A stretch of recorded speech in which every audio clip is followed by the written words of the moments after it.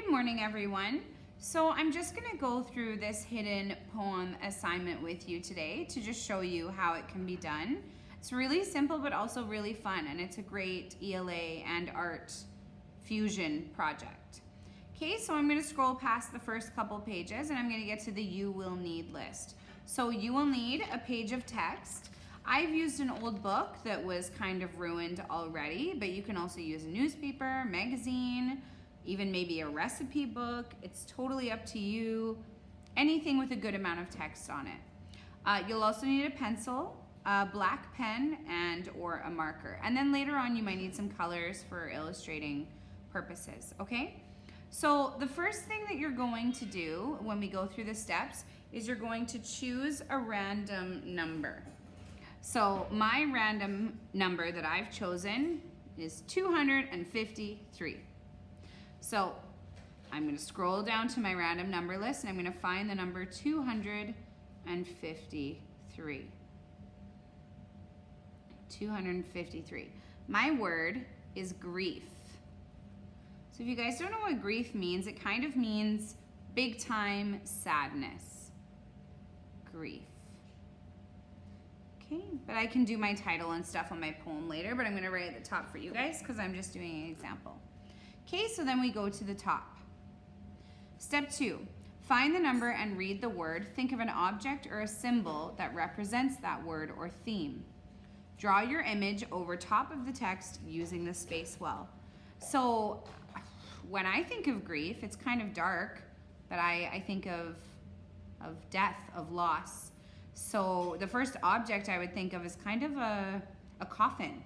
So that's the object that I'm going to choose to draw. Now you guys are going to be doing pencil, so you've got a few more goes at drawing this. Mine's going to be a bit rough, but again, I'm just demonstrating for you guys what the final product should look like. Okay, so there's my very rough version of a coffin. Okay, so I'm done step number 3. Step number 4, start choosing words that you like or have something to do with your object. So I'm looking for words that I think I associate with grief or loss, death, sadness, kind of dark words. Mine's going to be a dark poem. And then what I'm going to want to do when I find the words that I like, that I think fit this, I'm going to underline them. Okay, so I'm going to go through all the words. I'll read them out to you guys. Cocked his head and pretended, I'll think about it. The rat man paused. There's something obligated to tell you, mainly because I think it will influence your decision, make you realize all we're asking. Rounded hood of the car. Ooh, I like this word. So the first word I've seen that I identify with is exhausted. So I'm going to underline it for now, okay? I'm also going to underline emotional, because of course that's definitely what I associate with it. Ooh, there's a good one. Bad news. Definitely links with grief. I'm afraid he's in a tremendous amount of trouble. Trouble is a great word that I also associate with this. Okay, let's keep going. What kind of trouble? Ooh, stomach dropping. You guys know that feeling when you're really sad or suddenly scared? I think that's a great word for this poem. Okay, let's keep going. Succumbing. That means you're kind of like falling into something. Ooh. Anger. Spiraling into madness. Oh my goodness. This page has lots of good ones. And then I see heart. I really think heart comes into play here. Maybe it could end on a positive note.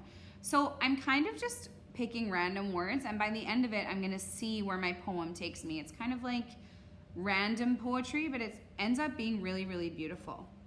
Okay, I'm going to read the last few things. Weeks, months, I like that as well. Ooh, there's a word outside my object that I kind of like, but I'll save it. If I need it, I will.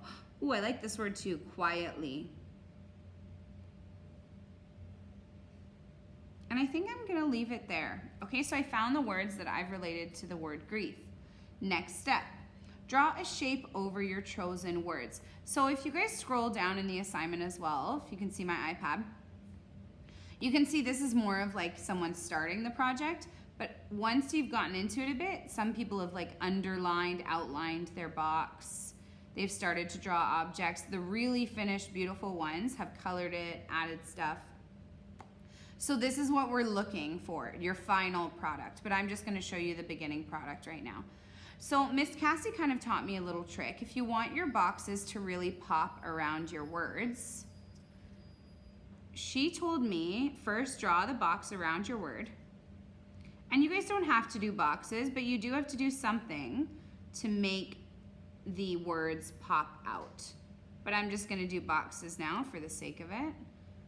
And boxing it out, boxing it out, boxing it out, boxing it out, boxing it out, out. Okay, so the trick, and you can kind of see the trick applied here. The best trick to do is use a thicker marker and you underline the bottom and the right-hand side of your shape. You kind of just add some thickness to it. Now I've forgotten my marker, so I'm just gonna kind of double underline it. Can you guys see how that automatically makes it pop a bit more? It kind of makes it look three-dimensional almost, which is really cool and definitely the effect that I'm looking for.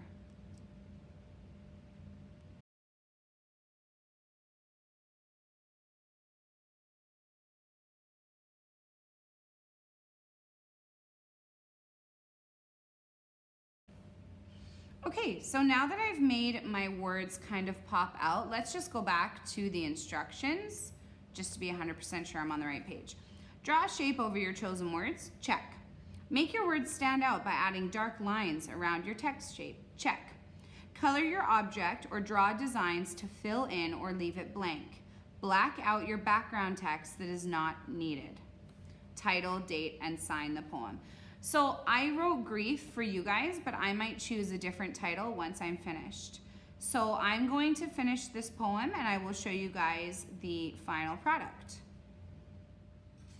All right guys, so this is the semi-rough version of my first attempt, but I'm gonna try this a few more times because I really enjoyed this activity. And I actually think that the resulting poem was actually kind of deep and dark and meaningful. Okay, so my poem is called Grief.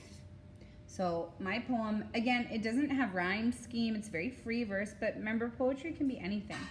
So my poem is: exhausted, emotionally, bad news, trouble, stomach dropping, succumbing, anger, spiraling into madness, heart, weeks, months, quietly. So that means actually a lot to me. Those small words that I thought basically meant nothing turned out to actually mean something pretty deep and dark. So I'm hoping you guys find the same thing, except yours could be really funny or surprisingly happy or surprisingly goofy. And if you go back to the examples, there's so many different kinds. Remember, your title doesn't have to be your word, but you should definitely reference it in there somewhere. I mean, you can see the art pops out, and whatever your topic is about really comes through in the pictures and the designs. You don't have to be an artist to do this project. That's what's fun about it. And you don't have to be a poet, but through this project, you become both.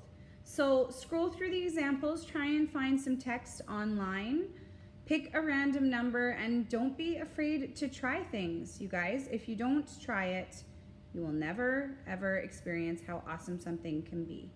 Okay, so thank you for joining me, and I will see you very soon. Good luck.